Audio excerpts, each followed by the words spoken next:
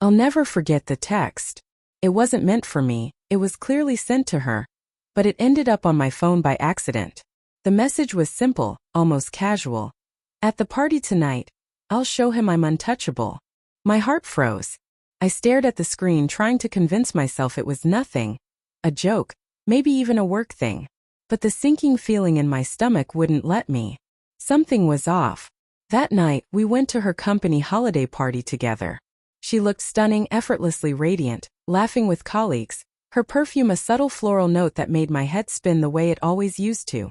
I tried to enjoy myself, telling myself I was overthinking. But there was a tension under her laughter, a confidence that felt like a wall between us.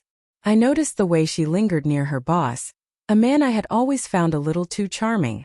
Their conversation was animated, but every so often she'd lean in, eyes sparkling, and I could see it, a mix of excitement and challenge. Then it happened. She laughed loud and clear and said in front of him, "You can't control me, I can leave any time." The words hit me like a fist to the chest. I could feel the room shrink, the laughter around us turning hollow. I wanted to disappear, to melt into the carpet, to scream. I thought about the message I'd seen earlier, and suddenly everything made sense. The secret smiles, the late-night texts, the excuses she'd whispered about working late or going out with friends. In the following days, I started noticing subtle signs. Missed calls from her at odd hours. Her phone locked when I walked by. A faint scent of cologne that wasn't mine. She'd claim it was nothing, just work stress, just colleagues. But the unease in my chest grew heavier every time I tried to brush it off. I questioned myself constantly. Was I imagining it? Was I just insecure? But deep down I knew. Every glance she gave, every laugh shared behind a screen, every sudden excuse felt like a puzzle I wasn't allowed to complete.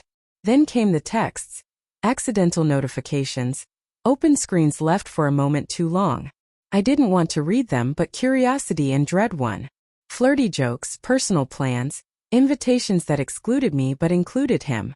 Each word was a drop of acid on my trust, slowly eroding the foundation I had believed in for years. The memories came back sharp and cruel. Our first date, the quiet evenings at home, the way she used to rest her head on my chest while we watched movies.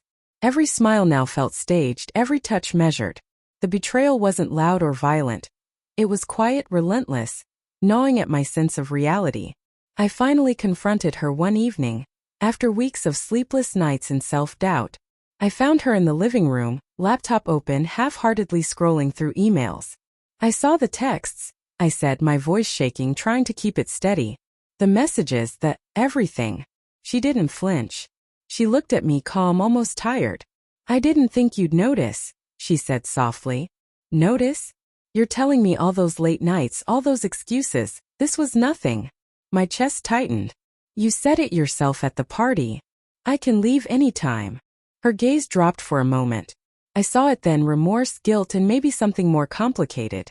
I needed to feel in control," she admitted, voice barely above a whisper. "Not of you. Of me." I didn't know how else to say it. I wanted to rage, to cry, to beg her to care. But the love I once had felt like sand slipping through my fingers. Instead, I listened. I let her words sink in. I saw her perspective, not to excuse her, but to understand the person I had loved, flawed and human, making choices that hurt the people who mattered most. The days that followed were quiet, painfully so. We didn't scream, we didn't fight. We existed in the space between what was and what could never be the same. I realized that some bonds, once broken, can never return to the place they once held. I grieved her actions, the lies, the betrayal, but I also grieved the version of myself that had trusted blindly, the version of us that was innocent and whole. Eventually, I made my choice. I left not with fury, but with quiet resolve. I reclaimed my life, piece by piece, learning that dignity doesn't come from revenge. It comes from surviving heartbreak with your sense of self intact. I'll never forget that party, the words she boasted to her boss, the confidence in her eyes that shattered mine. But I also won't forget the lessons. Trust is fragile, love is complicated, and self-respect is something you carry with you long after the doors close behind someone who no longer deserves to walk with you. Some nights I still think of her, the life we could have had, the laughter that now feels like a ghost. But I also think of the strength I discovered in the aftermath, the quiet moments of rebuilding, The freedom that comes from walking away from a love that no longer honors you. Sometimes the hardest thing isn't leaving. It's realizing you have the right to.